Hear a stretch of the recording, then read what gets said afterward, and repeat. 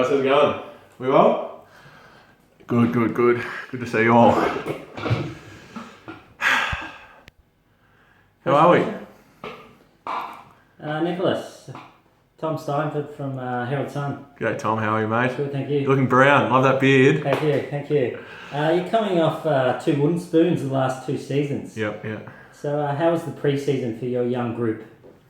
Yeah, it was good. We had a chance, one, to sit back and watch the finals last year, which was fantastic.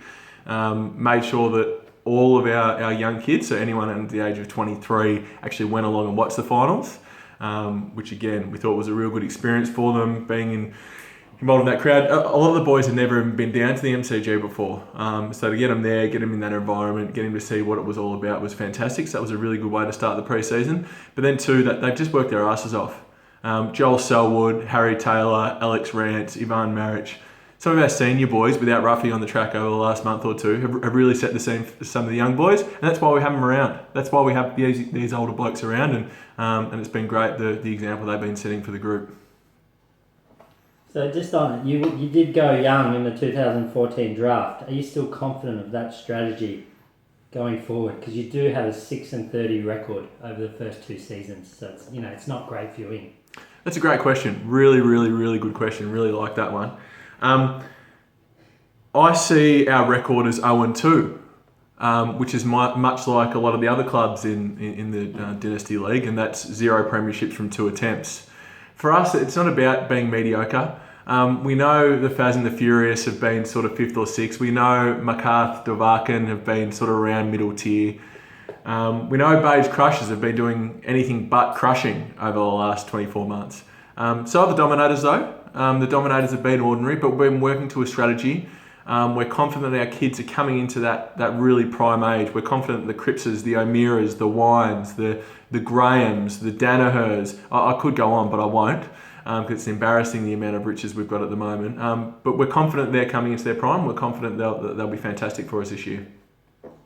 So where do you see, just specifically, where do you see your improvement coming in 2016? One, injuries. So again, we're 0-2, and we're the first ones to put our hands up to say we are 0-2. But we weren't planning for last year, and we weren't planning for the year before. So we've copped those injuries. We haven't delisted players because of injury. Maric missed a lot of games last year. We started the year with no O'Meara for the whole season. Jack Martin missed 14 games. Nick Graham, who we took on halfway through the season, we stayed with him even though we had to put him on the shelf early. We've had a lot of injuries over the last few years, which has meant weeks with 18 players on the field have been few and far between. So one, we think being able to field 18 players every week will help, and the addition of one extra player to sublist, and I commend the commissioner for that. He's got an amazing vision, the commissioner of this league. He's a fantastic man. He's an inspiration to the Dominators, and we think that therefore that one extra player on our list will help us going forward. And we also believe that getting 10 to 12 to 15% additional out of our sort of that core group that I mentioned before, the Crips, the O'Mearas, didn't mention Bontempelli before, the Grahams, the Wines, an extra 10 to 12 to 15% out of these guys is going to really push us up 100 to 200 a week and deliver us more wins. Yeah, okay, interesting. Captaincy has been a topic of conversation down at the pond in the past. Are you at a position now to name your captain for the 2016 season? Well, I can, and I will. It's not as simple as naming a captain, though. You'll remember in the 2005-2006 seasons, the Sydney Swans introduced something that was fantastic for their group and division, delivered a premiership and were 2 points away from delivering another premiership. And that's to have a co-captaincy board. And we're going to do the same this year, led by Joel, who's been fantastic for us over the last 2 seasons. And as I said, over this pre-season, again, fantastic. Joel will head that group, but the co-captaincy team, which will share captain... Joel Patford, is it? Joel Selwood. Oh, Selwood, sorry. Okay. The leader of the Dominators. Oh, yeah, okay. Joel will lead that group, but will also have in it Patrick Cripps, Jaeger O'Meara, Ollie Wines, and Marcus Bontempelli. So that 5 will be our co-captain group. And, it'll be horses for courses in terms of who will captain from week to week. Yep, okay. Who will you take number 1 on Sunday in National Draft? That's what everyone wants to know. I know. And there's been a lot written about in the papers, and Tom, I know you've written about this numerous times. If you had asked me yesterday, I probably would have given you a different answer. Sam Gray has been someone that our recruiting staff has had a keen eye over since his sort of really strong performance during the Supercoach Dynasty finals last year. Jacob Wiedering, though, at the moment probably stands head and shoulders above everyone else. We see, and it was really interesting, speaking to the commissioner yesterday, about his process of allocating picks for the Dons draft, which again I thought was very, innovative and insightful. I thought he did a fantastic job putting that list together, and it was extremely fair and really measured approach. But we talk about how many quality defenders there are in this league, and there's just not many. I think you'll agree with that, Tom. So what we're going to do, we're going to take Jacob Wiedering on Sunday afternoon. We hope that he's a 65 to 70, Supercoach point scorer this year, and can move sort of through his years, adding 10 to 12 to 15% on, just like the Bontempellis, the Cripps and the O'Mearas have done, and see him being a 90, 95 point scorer in 2 to 3 years when our list is in the premiership window. Yeah, probably, popular pick, but good. And just my final question, thanks Nick.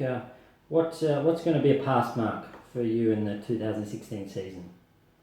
A pass mark for us is going to be 7 wins. So we've won 2 games in our first season. We've won 4 games in the second. We want to bump that up a bit, and we're going to win 7 games this year and deliver a finals performance. When you make finals, anything can happen. Will 7 get you into the finals? I think 7 will. I think it's going to be interesting this year. I think with the Dominators improving as they will, we know that the number of wins, therefore, that it's going to take to make finals will be less because there's less wins to go around for the finals group. But one thing I think we all have to keep in mind is that, being the highest point scorer for the season is all well and good. Sustained success have done that, I think 2 years running, definitely the last year, and have definitely, figured well in that area. But they've bombed in the finals.